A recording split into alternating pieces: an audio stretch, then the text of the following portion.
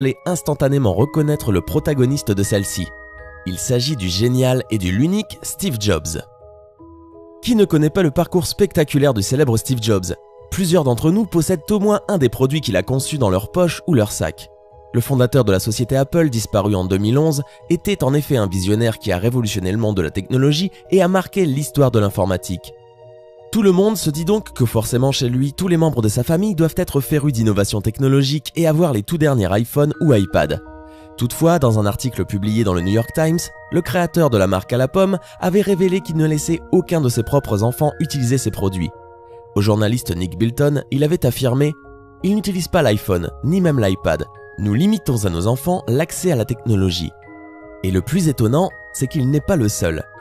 Dans la famille d'Evan Williams, un des fondateurs de Twitter, les enfants n'ont pas de tablette, pas de compte Twitter et sont encouragés à lire des livres, en papier.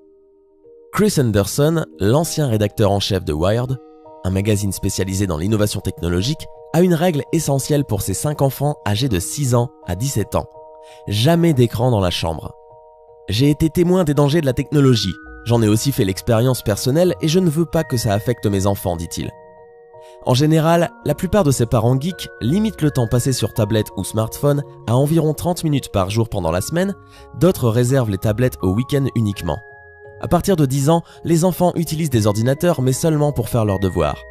Dans la Silicon Valley, les parents qui passent leur journée à créer des tablettes, applications iPhone et jeux vidéo laissent à peine leurs enfants toucher à un smartphone. Cette méfiance se manifeste aussi dans le choix d'école que font certains de ces parents. De nombreux dirigeants et employés de Google, Yahoo, Apple et eBay envoient leurs enfants dans un établissement Waldorf dont la pédagogie est particulièrement anti-technologique.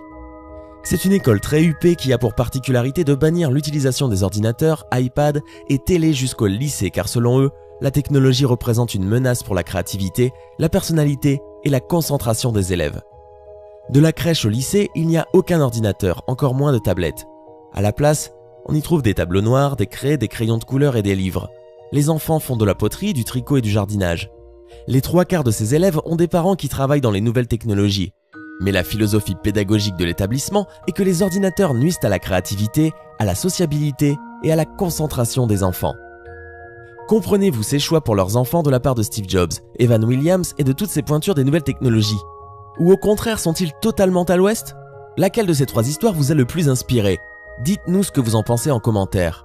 N'hésitez pas à mettre un pouce bleu si vous avez aimé la vidéo et à vous abonner pour ne surtout pas rater la vidéo de demain. À très vite.